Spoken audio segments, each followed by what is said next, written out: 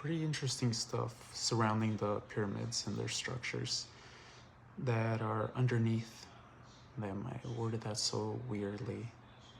So, interesting info on the structures that are supposedly underneath the pyramids. Such a fascinating, you know, discovery. If this is all true, um, it would literally change the um, the entire course of our understanding of our history. To think that these structures underneath the pyramids are buried 2 kilometers underneath, that means that at some point in the ancient past, that whole area where the pyramids are had to have been excavated. That means the ground level at which the pyramids sit on had to have been excavated 2 kilometers underneath, unless the ground level was lower at some point in the past. That means they had to build the base, the foundation, then the coils that would have to be on top of that base, and then on top, the actual pyramid itself. So you have like this,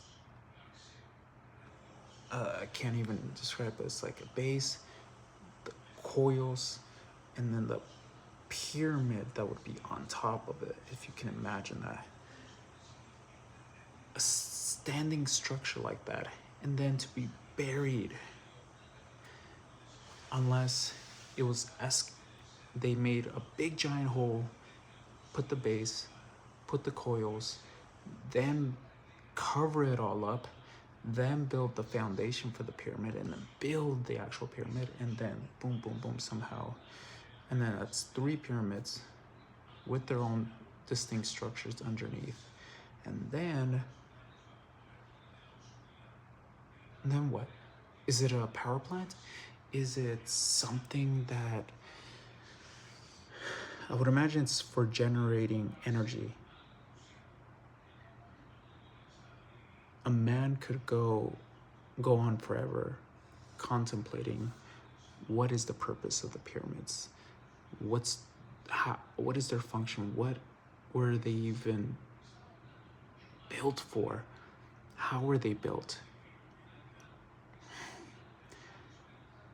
I don't buy that bullshit that it took 20 years to build the pyramids, and that it was all done with a mass labor force that took thousands of people, and that somehow it was used as a tomb for a pharaoh. I call bullshit. Like, come on. There's no way that anybody believes this crap. At this point, it just seems kind of like ridiculous to think about. And honestly, it makes more sense to think that these structures have been here for a very long time, and they were just repurposed. They were just repurposed by people who found these structures later on.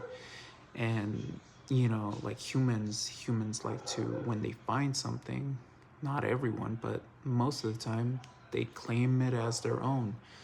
They slap their names, you know, on whatever structure, and this is mine, I own this, you know.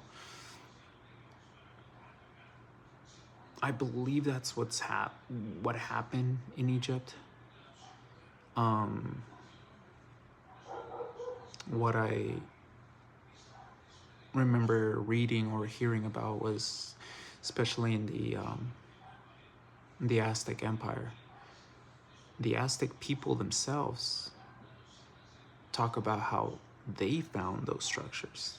They didn't build those structures. When they discovered those lands, it had already been abandoned. Nature had already taken most of those structures, and they just came in and took it and claimed it as their own, made it home, you know, repurposed it. And became the Aztec Empire as we know it. And so it's interesting to think about who exactly built those ancient structures in the Aztec Empire, in Egypt. Especially all the structures around the world. They have very similar sort of type of way of constructing these stone structures. They're all very precise. They're all fit perfectly. And they're never off by a single degree.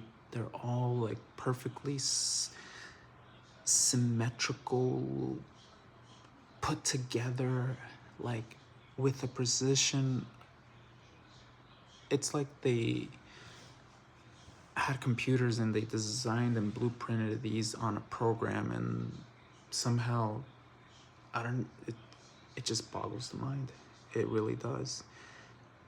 And it makes you wonder, like, what exactly is our history? Who are we really? We are always told that 12,000 years ago we were cave people surviving the Ice Age. Eventually, thousands of years later, civilization started in Mesopotamia, Sumeria. Eventually, little by little, we have the Egyptian Empire, and so on and so on. And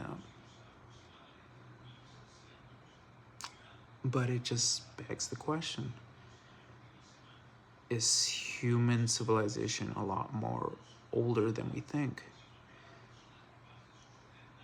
Because there is that idea that we've gone through this before. Not in the sense that we are reliving, a certain period of time, but that we have risen to a great height of technological human society has reaches a point of technological advancements, and then something happens, either a natural disaster or we destroy ourselves with war stuff, and then we fall back down and have to start all over, and then we have to rise back up again, start all over, and then so on and so on. And so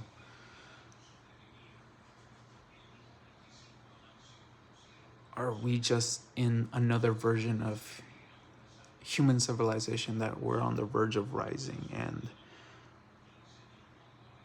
that we're in this constant cycle of rebirth and destruction, rebirth, and all that stuff? And I gotta imagine we are, because whoever built these pyramids, all these ancient stone structures, they were way more advanced than we could ever be today.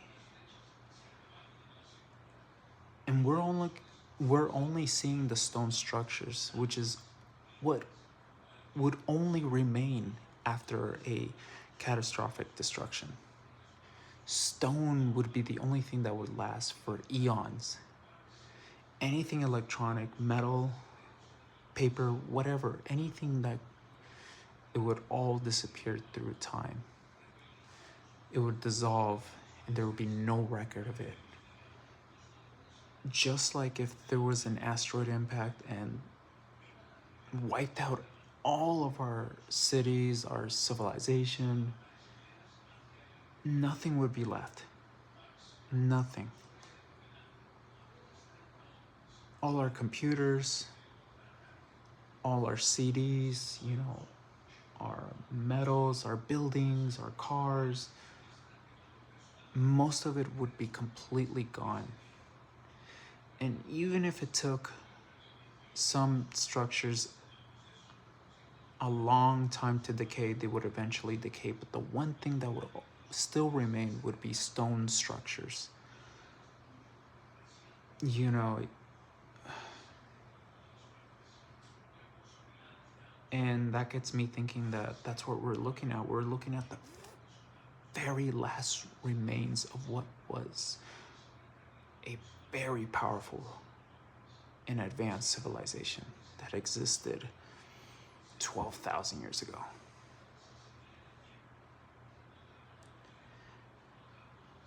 And who knows, that version of that civilization could have been one of many other civilizations that came and went even before them. And who knows what they accomplished. But it probably seems like they probably didn't go through this amnesia like we are right now. I feel like whatever we're going through right now, it seems way more different. I'm just guessing, but it kind of seems like we are in a state of amnesia, that we are so lost, and we feel so alone with who we are, what is our purpose. We somehow have forgotten our past, you know. Especially right now, we are slowly destroying ourselves with technology, meaningless, you know, social media, TV shows, movies, music. Not that that doesn't matter, it does matter, but it's been used in a way to distract us. And most of our society, we built our civilization to go against nature instead of living in harmony with nature, which is what I think, you know, this long lost civilization was doing. They were going with nature, living aside with nature, working with it, using it for the benefit of for them and for nature, if that makes any sense. I'm literally just talking out of my ass, but hopefully this makes sense. And so we are a society that is working against nature so much that, you know, we destroy land and to create structures for what? To be put into this cycle of consumerism, corporate greed, and a bunch of nonsense that at the end of the day never really pleases anybody. It only pleases a temporary happiness that never leads to anywhere. And the few that can succeed in this life, that can, you know, get ahead, you know, make a business or this or that, that's all good and fun and great for those people, and I'm happy for anybody that can succeed. But at the end of the day, I might be wrong, but at the end of the day, we all eventually play just a bigger part into this grand scheme of consumerism and distraction. We feed into the machine that slowly is killing us of our inner child, our innocence, and it's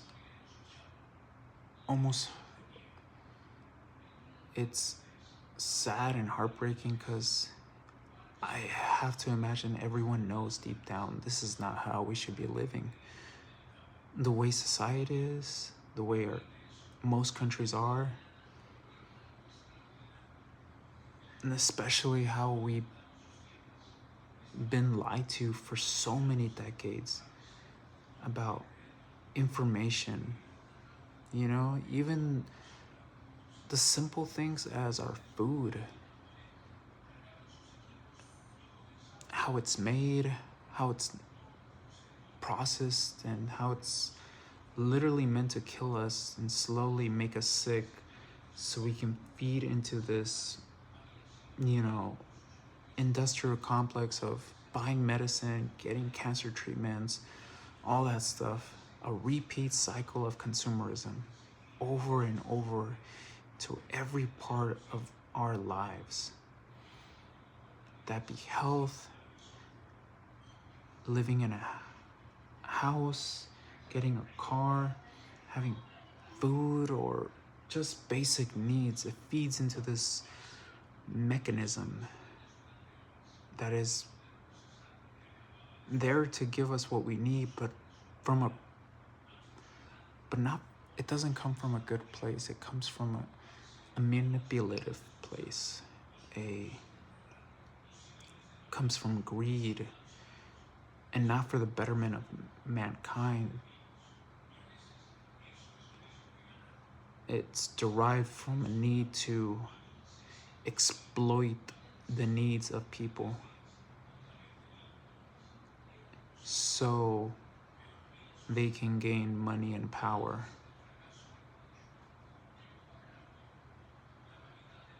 And that's the problem. It's greed and power that consumes most people. And they're manipulated into thinking that money is everything. Greed is everything. But because we've been placed into a broken system, we are born into a broken system that favors the machine, this machine of manipulativeness, consumerism. It's a cycle that never ends. And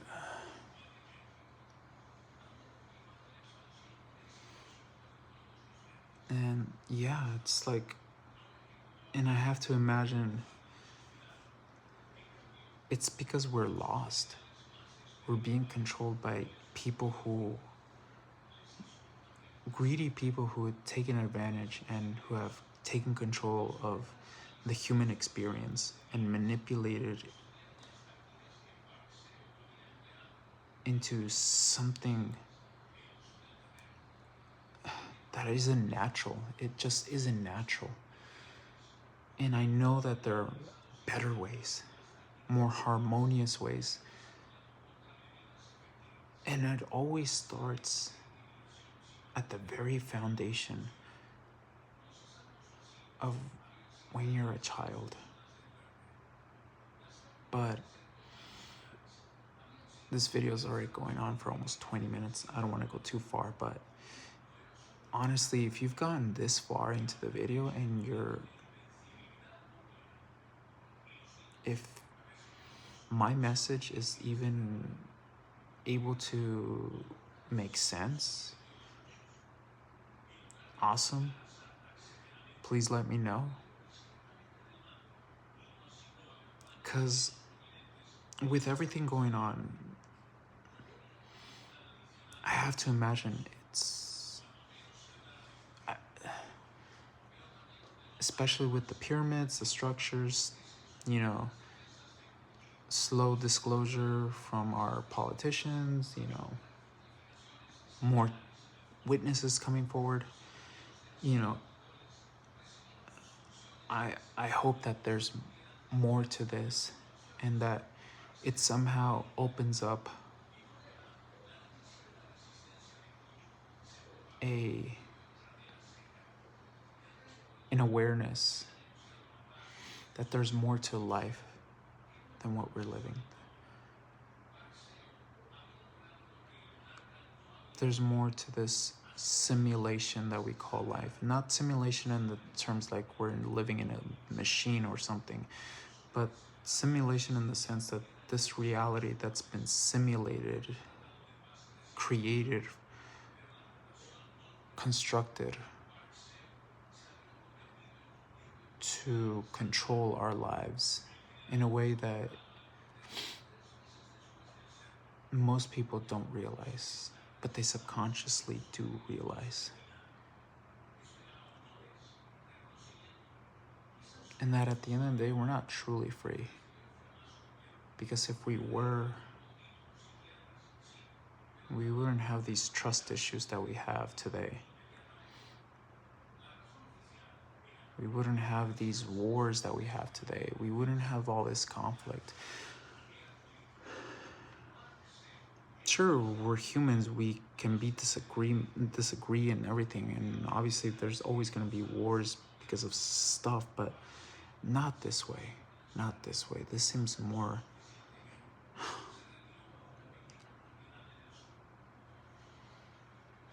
It's... At the end of the day, it's all about power and control. But I don't know. I'll definitely make another video, but I'm just going to stop it here just because it's going on for too long. I don't want to make like a 30-minute video. But yeah, if you made it this far, definitely leave a like, subscribe if you want. This is a channel where I like to get very deep and talk about my perspectives and my opinions, and yeah, just to kind of just self-reflect and stuff like that. But yeah, definitely leave a like and subscribe. Thank you for watching. Have a good night.